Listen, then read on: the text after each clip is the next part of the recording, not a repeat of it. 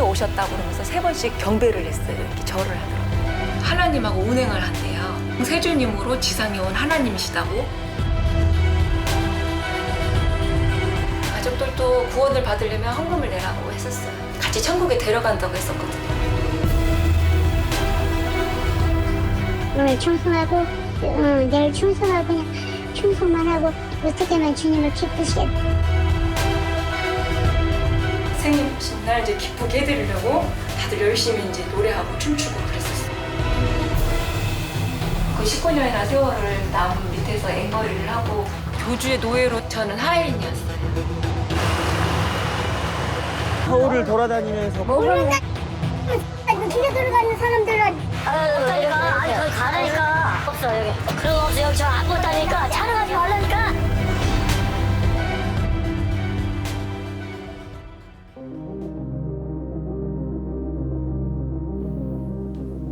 여기 한 40대 여성이 있습니다.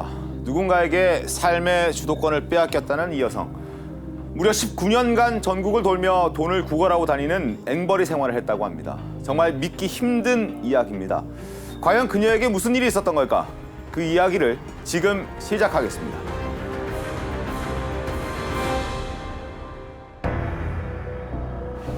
지난달 13일 취재진은 영미 씨를 만났습니다. 친척 집에서 머물고 있는 영미 씨는 얼마 전까지 한 종교 시설에서 지내왔다고 합니다. 시각장애인도 볼 때도 있고 이렇게 불편하신 어르신들을 볼 때도 있고 그렇게 교회로 알고만 있어요. 작은 소규모의 교회. 그런데 지난해 7월 그곳에서 도망치듯 빠져나왔다는 영미 씨는 취재진에게 충격적인 이야기를 털어놓았습니다. 그 19년이라는 세월을 남 밑에서 앵벌이를 하고 전국을 다니면서 상가들 낮에부터 다녔고요. 저녁에는 이제 식당 술집들을 다니면서 손님들한테도 모금 활동을 해요. 근데 저는 이제 따로 껌이랑 목캔디, 초콜릿 같은 제품들을 가지고 다니면서 판매도 했고요. 영미 씨는 그곳에서 앵벌이 생활을 해왔다고 했습니다. 일정을 채우지 못하면 하나님 법을 통과를 못해서 죄인 취급을 받았고요. 그다음에 이제 또 순종하지 못했다고 해서 지상에 떼놓고 간다고 엄하게 이렇게 무섭게 하였어요. 천국에 못 간다, 지옥에 떨어진다. 전라남도 광양시. 취재진은 그녀의 말을 확인하기 위해 영미 씨가 과거 앵벌이를 하며 돌아다녔다는 지역을 함께 찾아가 보았습니다. 이쪽으로 우측으로 돌면은 좀 큰 식당이 있는데 그러면은 좀 맛있게 영업을 하셔가지고 손님들이 항상 많았거든요. 구석구석 다 기억나세요? 네, 다 기억나죠. 영미 씨는 할당된 금액을 채우기 위해 이 거리에 있는 가게들을 일일이 찾아다니며 돈을 밤새 구걸했다고 합니다. 밤새 다녔어요. 그러면 주무시는 건 어디 주무세요? 그냥 이쪽에서는 안 자고 아침에 첫차 올 때까지 기다렸다가 갔었어요. 밤을 아예 새시는 거예요? 네네.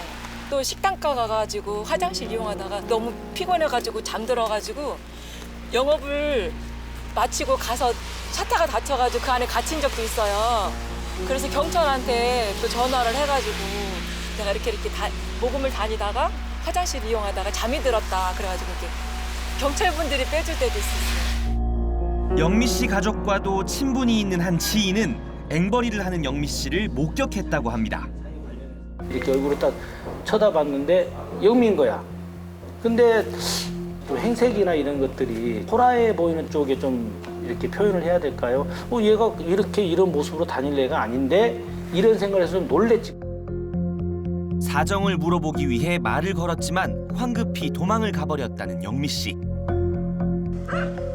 주위 사람들로부터 영미 씨의 소식을 전해 들은 가족 역시 충격이었습니다. 그래서 깜짝 놀래가지고 그리고 영미한테 전화를 했어요. 너 어디에 있어? 그랬더니 서울에 있대요. 그래서 광양에서 우리 오빠가 너를 봤다는데 앵벌이라고 있단다. 근데 무슨 말이야? 그랬더니 언니 나 아니고 잘못 봤을 거예요. 이렇게 부인을 하더라고요. 이게 교회에 나오고 있어 그렇게 그러시는 줄 몰랐지요. 그때까지만 해도 영미 씨가 서울에 있는 교회에서 장애인들과 노인들을 돌보는 봉사활동을 하며 잘 지내고 있는 것으로 알고 있었다는 가족. 그제야 그동안 무심히 넘겨왔던 영미 씨의 행동에 의문을 가지게 됐다고 합니다. 그리고 명절 때도 단 한 번도 오지도 않았어요.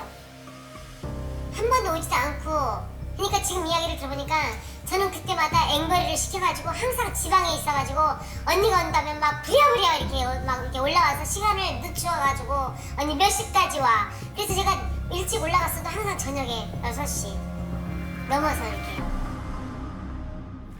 19년간 가족도 만나지 않고 전국을 돌며 앵벌이를 해왔다는 건데 정말 믿기가 힘든 그런 이야기 같습니다. 자, 이재준 기자, 영미 씨가 거기서 어떻게 빠져나왔습니까, 그러면? 네, 영미 씨는 어느 순간 이 모금을 열심히 하면 천국에 갈 수 있다. 이런 이 종교단체의 교리에 회의감을 느꼈다고 합니다. 네. 영미 씨가 신도들과 함께 공동 생활을 했다고 하는 숙소에 저희 취재진이 한번 다녀왔습니다. 네. 자, 이렇게 보시는 것처럼 외부에서 보기에는 어떤 종교단체를 알리는 간판이나 표식이 전혀 없기 때문에 네. 겉으로 봐서는 일반 주택과 똑같은 모습입니다. 그러니까요. 종교단체라고 하긴 하는데 전혀 외관상으로는 구분이 안 되고 일반 주택과 전혀 다를 게 없고 그렇다면 안에서 영미 씨가 했던 일을 확인하는 작업도 굉장히 쉽지는 않았을 것 같은데요.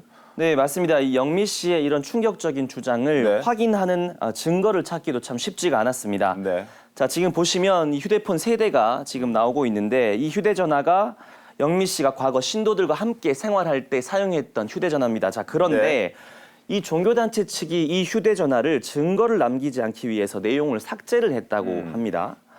그래서 저희 취재진이 이 포렌식 과정을 거쳐서 이 데이터를 아주 어렵게 복구를 한번 해봤습니다. 네.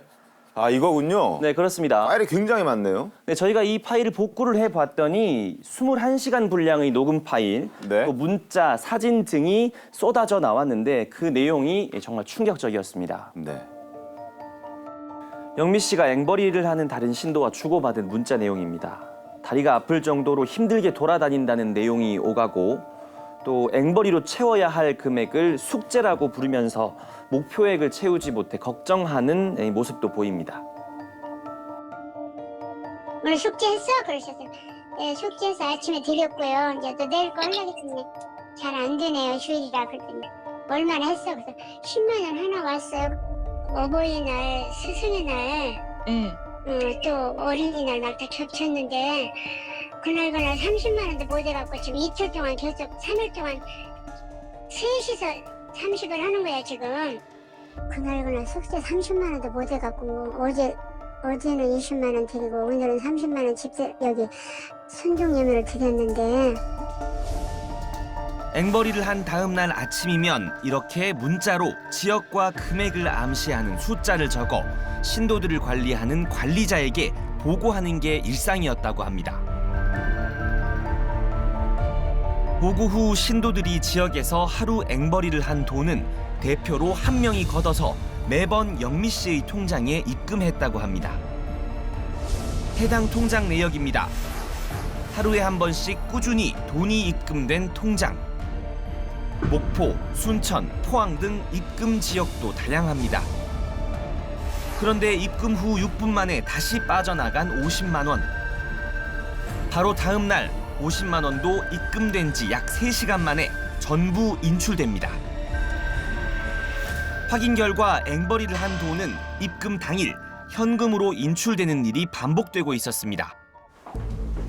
취재진은 각종 금융범죄 사건을 담당했던 변호사에게 해당 통장 내역을 보여주며 자문을 구해보았습니다. 그렇죠. 대단히 이례적인 일이고 이거는 쉽게 입출금 내역만 봐도 앵벌이를 통해서 입금한 내역이 바로 누군가한테 송금이 되거나 다른 이제 사람들이 바로바로 사용하는 그런 모습으로 볼 수가 있죠. 지역에서 입금한 돈을 인출해간 곳은 서울의 한 은행.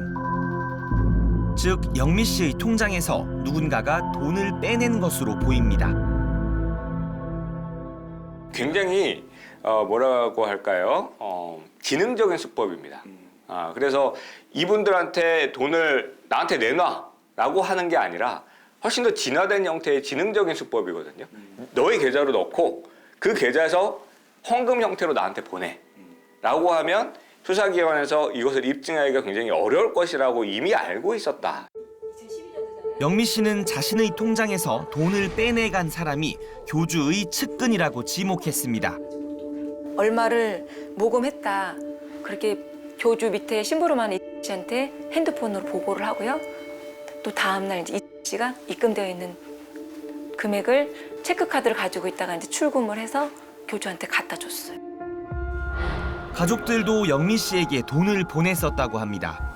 근데 맨날 아프다 그러고, 집에 맨날 돈 보내라고 그러고, 언니한테 돈 보내라고 그러고, 오빠들한테 돈 보내라고 그러고, 부모한테 돈 보내라고 그러고, 맨날 그랬었어요. 그래서 이상하다. 그 집에서 올라간 돈도 굉장히 한 1억 넘게 올라갔어요. 영미 씨의 요청으로 적게는 몇만 원, 많게는 수백만 원씩 돈을 보내온 가족들. 여기엔 영미 씨 동생의 퇴직금도 포함돼 있었습니다. 결혼 그 당시에 안 했던 여동생에게는 배우자를 위해서 결혼 기도를 해주겠다 그러면서 이제 헌금을 바치게 했고요. 오빠에게는 아기가 없었거든요. 아기가 없으니까 후원금을 내면은 헌금을 하나님께 바치면 이제 아기를 갖도록 기도를 해주겠다. 그 가족들도 구원을 받으려면 헌금을 내라고 했었어요. 같이 천국에 데려간다고 했었거든요. 자, 이재준 기자, 이렇게 앵벌에서 모금한 돈이 대체 얼마입니까? 네, 제가 여기 가지고 나온 이 서류 더미가 네. 영미 씨가 지난 19년간 이 구걸 생활을 하면서 사용했던 통장의 거래 내역입니다. 액수가 많을 때는 한 달에 2천에서 3천만 원까지 통장 거래 내역이 있기도 하기 때문에 네네.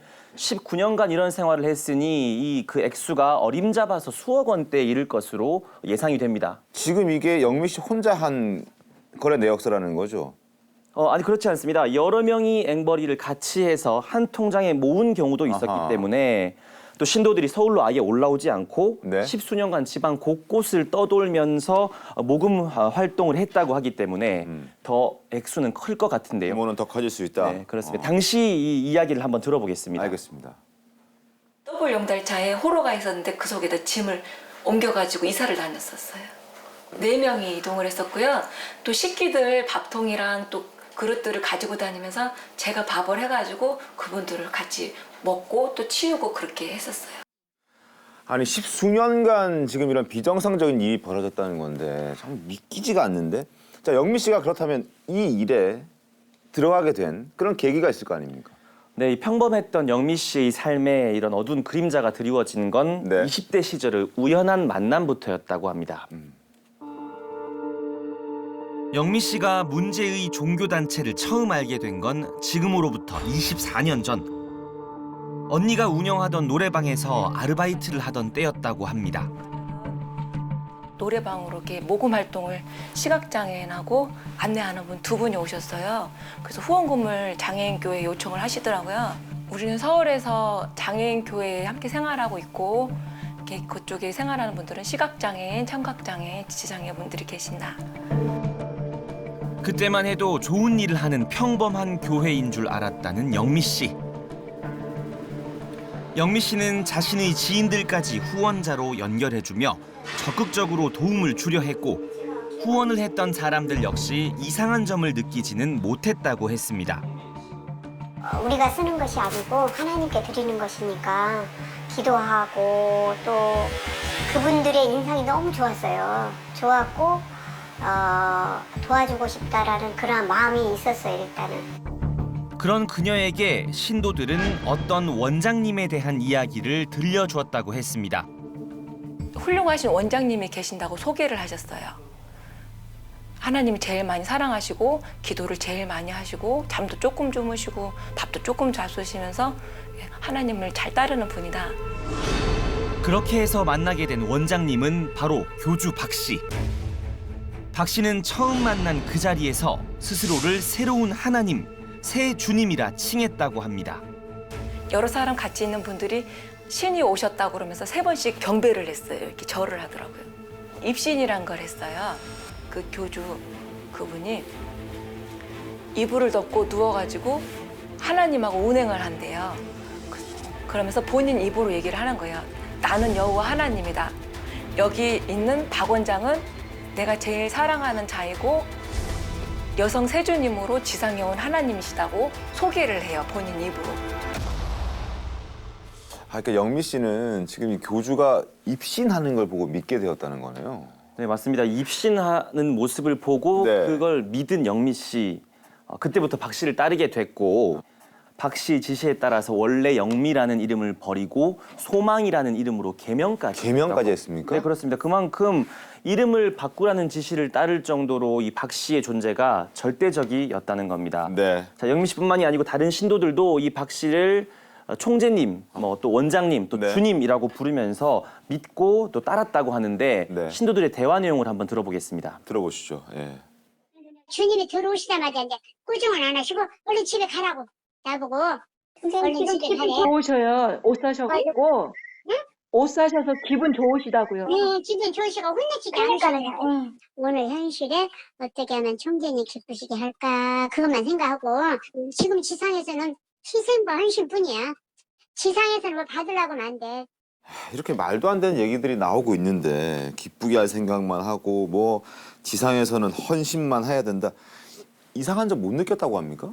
네, 신도들이 외부와 단절된 채 네. 자기들만의 세상 속에서 고립이 된 채로 오로지 교주 박 씨만을 따랐다고 하는 상황입니다.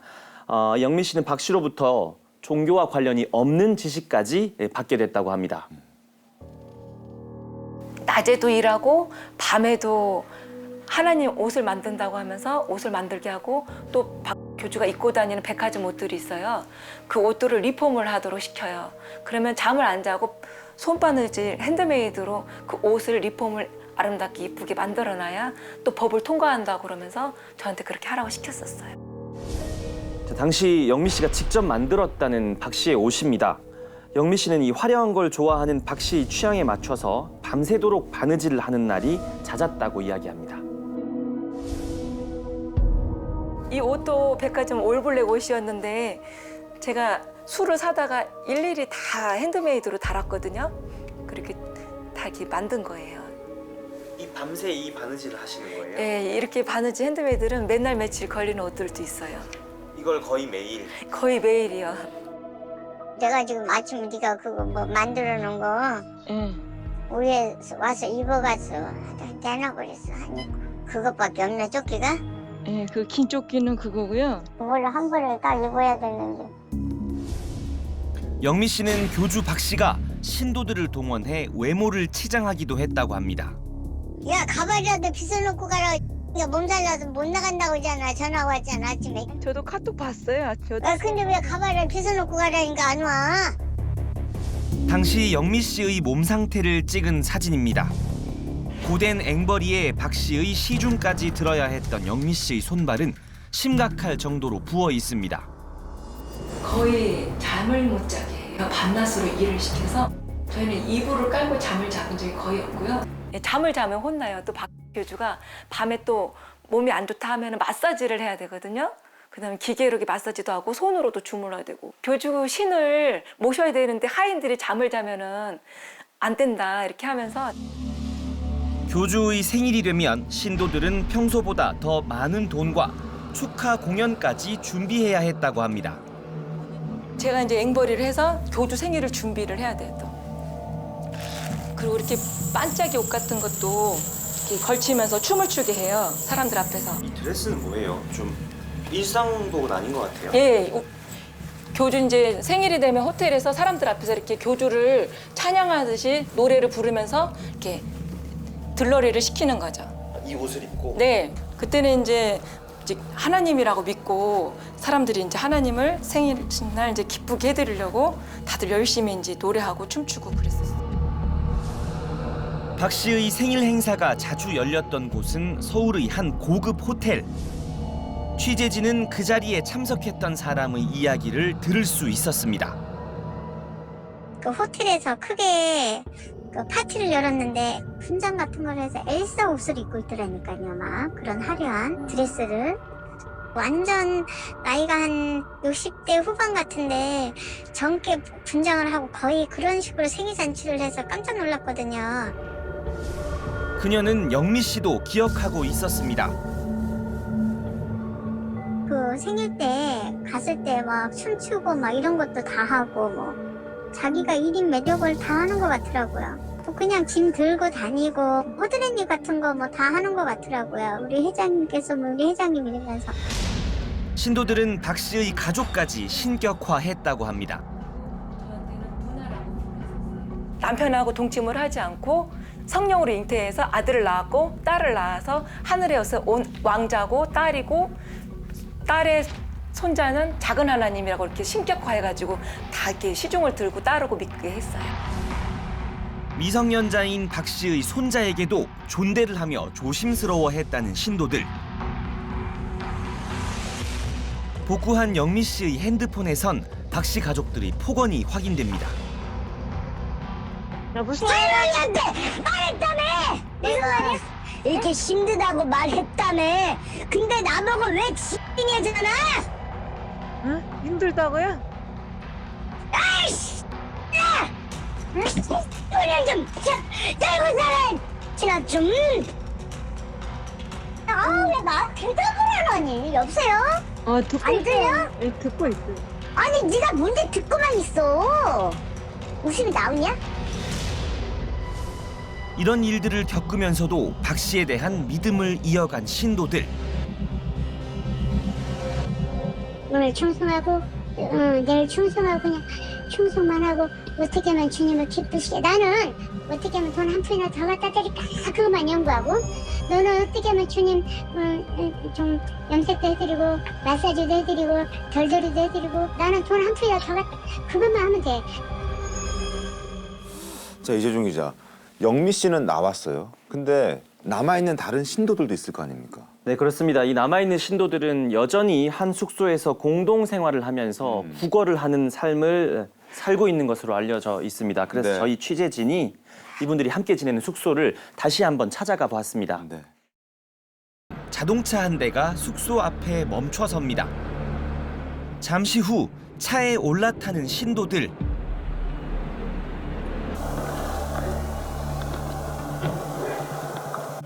지금 앵벌이 나가나 본데요. 신도들을 태운 차량이 골목을 빠져나갑니다. 차 안에는 신도 2명이 타고 있었습니다.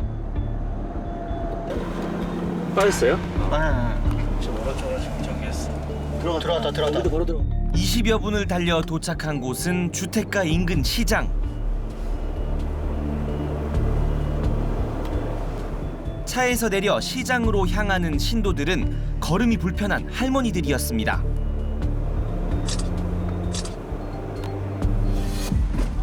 입구에서 짧은 대화를 나눈 후 서로 다른 방향으로 이동하는 두 사람. 그중 한 명을 쫓아가 보았습니다. 가게를 돌며 국어를 시작하는 할머니. 할머니 조금만 도와주시라고 500원도 1,000원도 하나만 아까 왔다 그랬어요. 벌이가 신통치 않자 지나가는 행인에게도 국어를 해봅니다.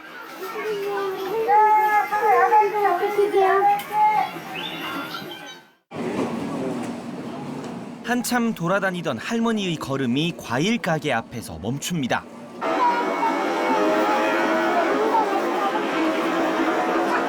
형님 감사한 마음은 아는데 우리 기도 하지만 소음 기도는 하고 그래서 귀가 안 들려 우리 기도는 안 해서 안 들려서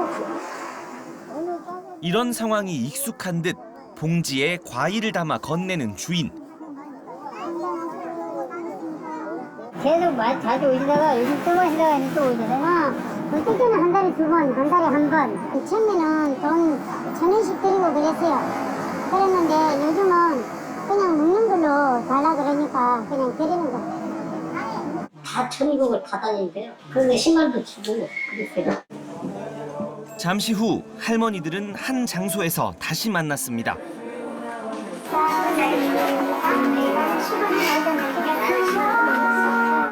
짧은 휴식을 취하고 다시 구걸하기 위해 이동하는 두 사람.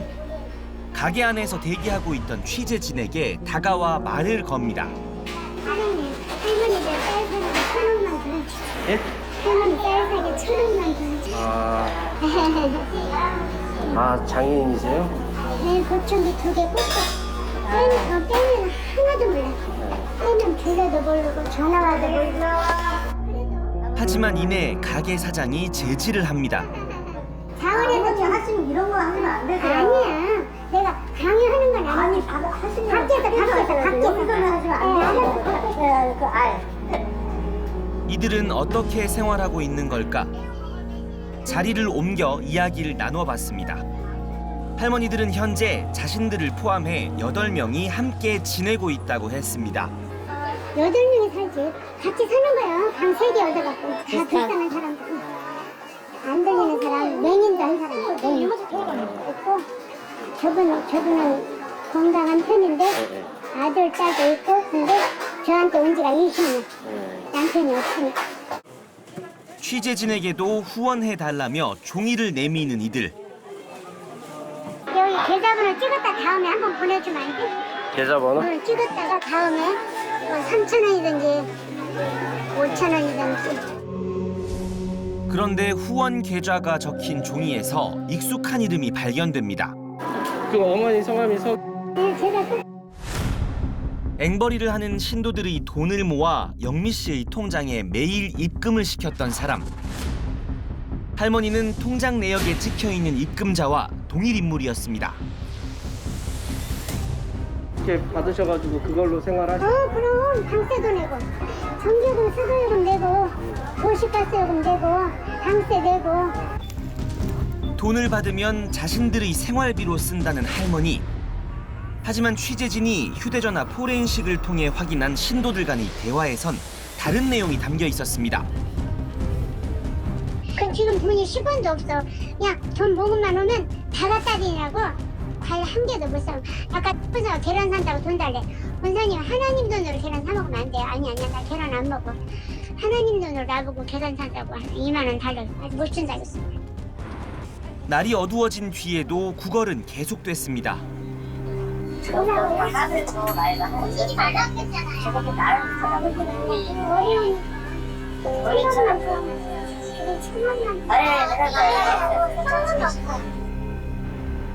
하루 종일 식사도 하지 못한 채 돌아다닌 할머니.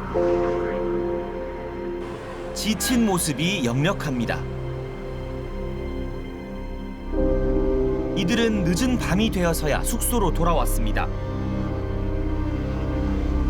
이들이 숙소에 돌아온 건 자정 무렵.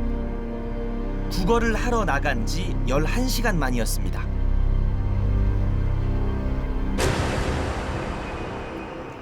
자, 이재준 기자, 상식선에서 생각했을 때 사실 고령의 어르신들이 구걸을 한다? 그것도 장시간 한다?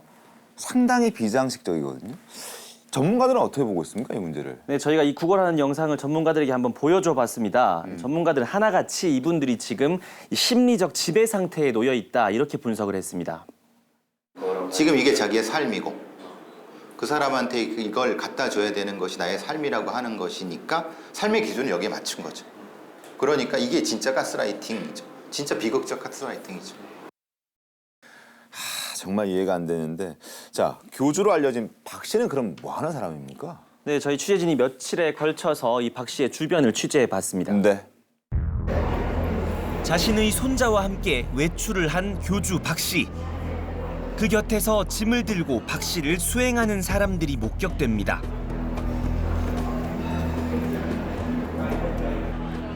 박 씨가 어딜 가든 동행하는 것으로 알려진 측근들. 비서와 기사 역할을 하고 있다고 합니다. 여자분들 한 2명 정도 혼자 안 다니시고, 집단 다녀서 가방 들고 오시고, 그런 거 하시고, 이제 차 운전하시는 분, 귀하다고 그래야 되나, 이렇게 애기 다루스 해야 되나, 화장실을 가도 쫓아갔던 것 같아요. 신도들 숙소에서 5분 거리의 교주 박 씨의 집. 이들은 이곳에서도 목격됐습니다. 한가득 장을 보고 안으로 들어가는 여성.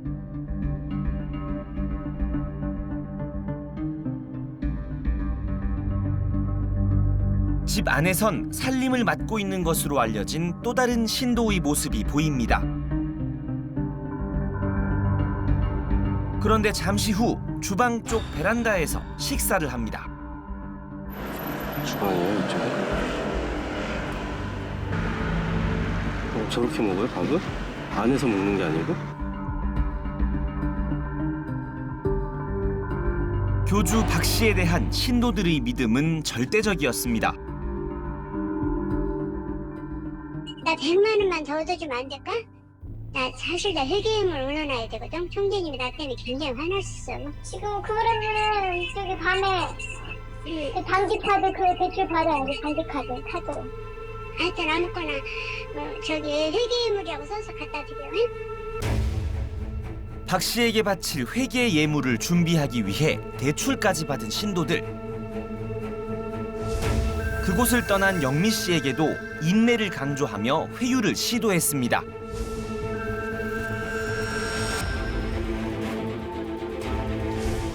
영미 씨는 교주 박 씨가 일반적인 종교인으로 보기 어려운 기이한 행동을 보였다고 합니다.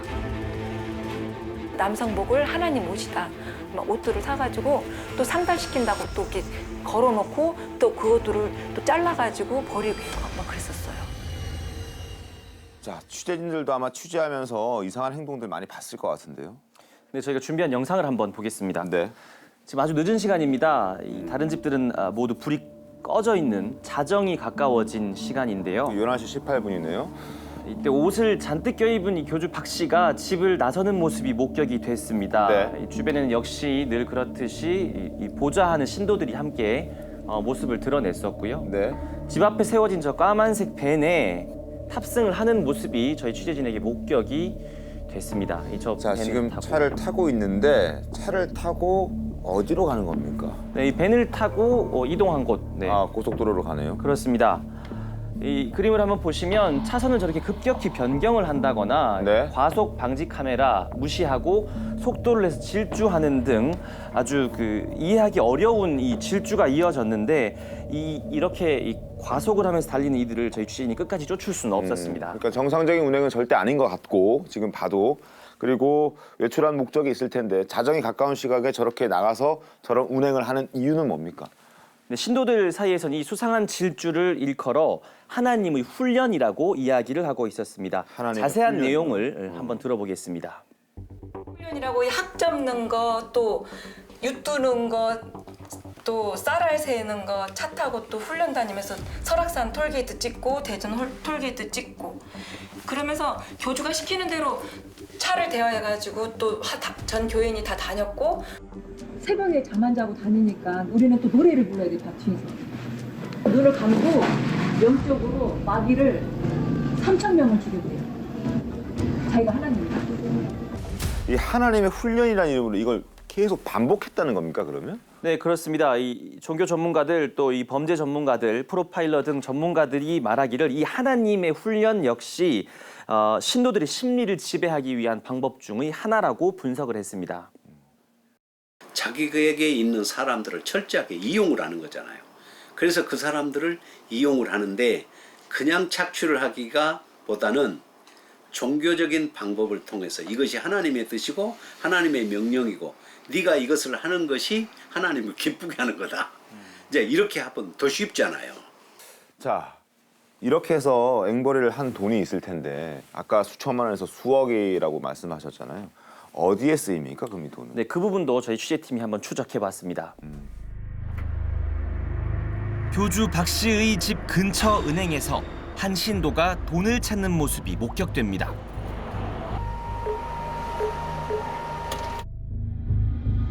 또 다른 신도가 현금을 찾아 교주 박 씨의 집으로 들어갑니다. 취재 기간 동안 신도들이 현금을 찾아 교주 집으로 향하는 모습은 여러 번 포착됐습니다. 입금되어 있는 금액을 저희들 이제 명의로 이제 넣거든요. 서지나 정소망, 옛날에 이제 개명된 정영미. 그러면은 체크카드를 가지고 있다가 이제 출금을 해서 교주한테 갖다 줬어요. 교주 박 씨가 자주 찾는다는 백화점. 직원들에게 박 씨에 대해 물어봤습니다.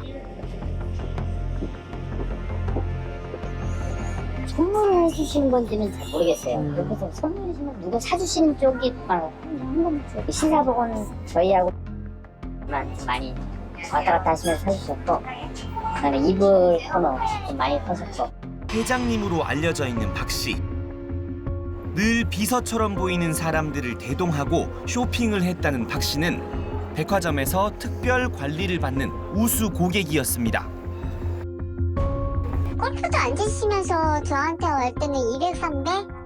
나한테 다른 팀에서는 되게 많이 썼다는 얘기를 많이 들었긴 했는데 그때는 그분이 VIP였고 백화점 연 구매 금액이 5천만 원 이상이 되어야만 발급받는 우수 고객 카드.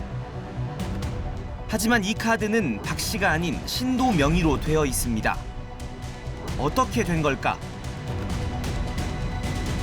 소망씨가 알아서 모시고 다니지 그래서 회장님이 전화를 한 거지 소망씨 카드만 빌려줘. 카드만 빌려주고.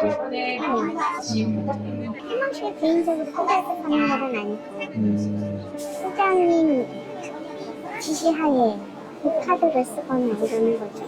그 물건들은 전부 다 소망 씨가 쓰고 그런 건 아니잖아요. 일도 아니죠. 그 회장님 카드인 줄 알았어요. 정소망씨 카드인지도 몰랐어요, 우리는. 그냥 결제해주세요 이러니까 결제 그냥 한 거지. 자세히 안 봤어요. 하도 단거리니까 여기. 신도 명의 카드를 이용해 쇼핑을 즐겼던 박 씨. 그런데 박 씨는 현금을 사용하는 경우도 많았다고 합니다. 거의 현금으로 많이 쓰. 그러니까 그거죠. 이웃이 100만 원인데 야 현금 뭐 그런 식 있잖아요. 그러니까 최대 현금으로 쓰시는 100% 캐시. 기록이 남는 거래를 하면 뭐 그것이 증거가 되니까 남지 않는 금융 뭐 거래를 해야 되죠. 그거 현금밖에 없잖아요. 그래서 현금을 인출하면 그 다음부터는 우리 추적할 수가 없죠. 왜? 뭐 지폐에다가 다 번호가 찍혀 있거나 우리 뭐 위치 추적 장치 있는 게 아니니까 더 이상 추적이 안 되니까 가장 안전한 그 사용법이죠. 앵벌이를 해서 무슨 백화점 VIP가 된다는 건 현실적으로 말이 안 되잖아요. 그렇지만 법에서는 이것을 내 자의로 준 것이 아니라 협박을 당해서 준 것이다. 내가 사기를 당해서 준 것이라는 점이 입증이 돼야 되는 부분이 있어요. 그것을 수사기관에서 도와주겠지만 그 부분에 있어서 지금 얼마나 입증이 가능한지가 이 사건의 핵심이라고 보시면 됩니다. 박 씨는 단골 상인들에겐 제법 큰 손님이었지만 그녀의 실체를 아는 이는 거의 없었습니다. 누구한테 선물한다고 무슨 뭐 남자들 반지 뭐 여기다가 순금 반지 무궁화 그런 거 이렇게 해갖고 그걸 해가지고 또 높은 사람인 줄 알았잖아요.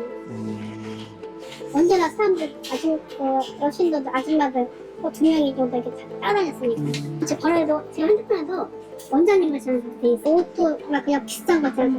그거 한 번에 선물하잖아. 당신한테는 그런 거는 좀 엄청 많이 쓰면 과거 한 모임을 통해 박 씨를 알게 됐다는 지인도 마찬가지였습니다.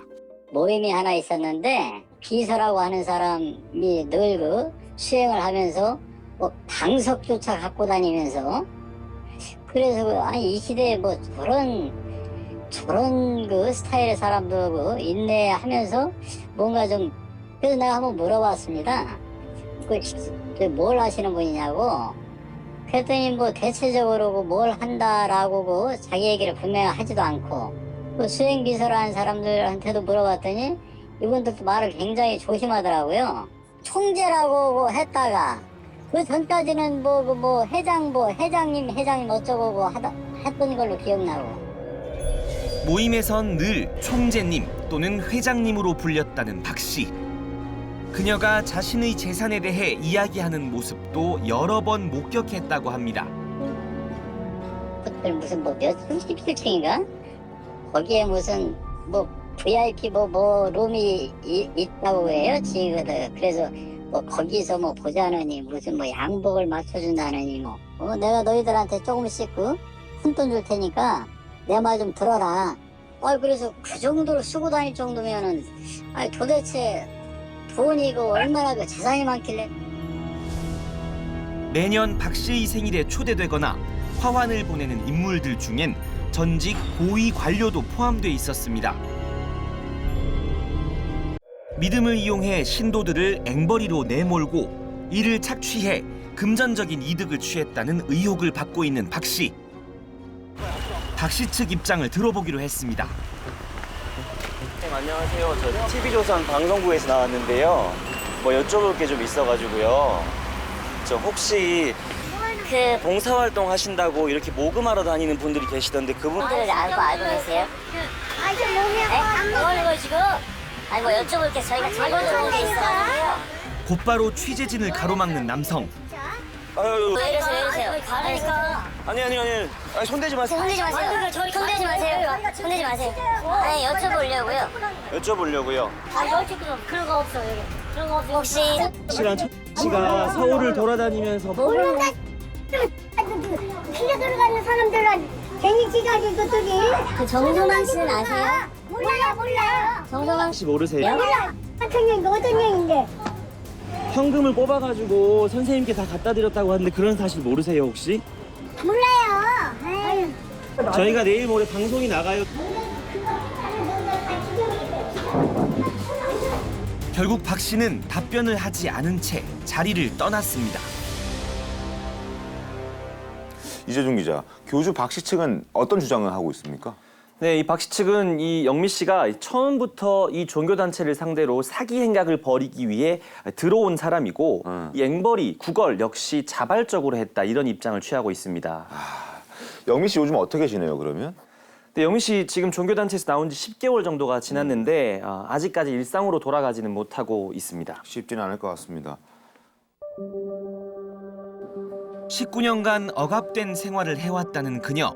현재 어떤 상태인지 전문의의 도움을 받아 확인해 보았습니다. 이 환자분은 어느 정도의 의존적인 성향을 지니고 있는 것 같아요. 의존적인 성향이 있는 경우에는 혼자서 무언가를 판단하고 행동하고 실행하는데 좀 어려움을 갖는 경우가 많아요. 그래서 누군가에게 좀 심리적인 지배를 쉽게 당하는 그런 경향이 있기도 하고요. 결과는 매우 심각했습니다. 영미 씨는 불안과 우울, 망상과 조현병 등 여러 항목에서 매우 높은 수치가 나왔고 특히 자살관념에 대해서도 매우 위험한 수준인 것으로 파악됐습니다. 자기 스스로를 계속 제한을 해오다 보니까 남들에게 뭔가 자기 주장을 하기도 힘드셨을 것 같고 또 굉장히 한정된 공간에서 사회적인 어떤 노출을 계속 막아왔기 때문에 지금 같은 경우에는 어떤 사회적인 공포나 불안도 있는 상태로 보이고 있습니다. 자, 지금도 구걸은 계속되고 있다고 알려져 있고 그리고 이분들에겐 반드시 도움이 필요할 것 같은데 도움을 드릴 수 있는 방법은 없습니까?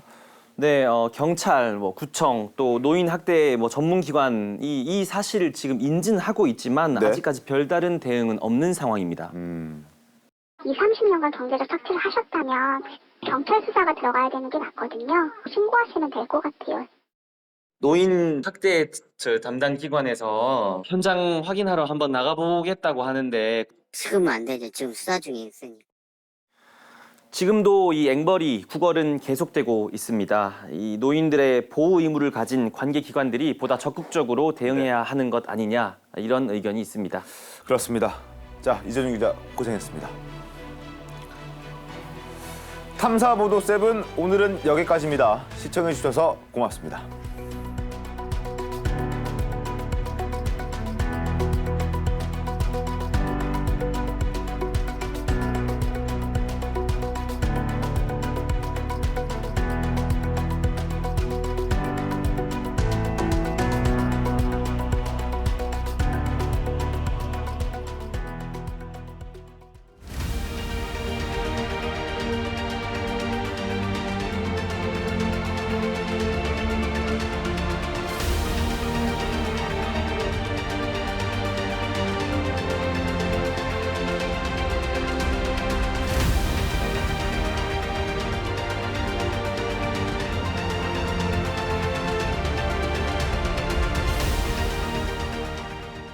신생아는 남자아이가 1000만 원이 넘어가고 여자아이가 이제 800에서 900선.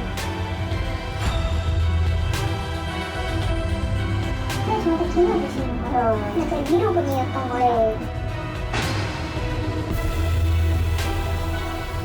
저희 둘이서 발설을 하자는 이상은 솔직히 모르잖아요. 처음에 그냥 아무도 모르게 그렇게 하려고 하다 보니까 제 번호는 혹시 어떻게 하셨죠? 그냥 나중에 연락할게 그냥.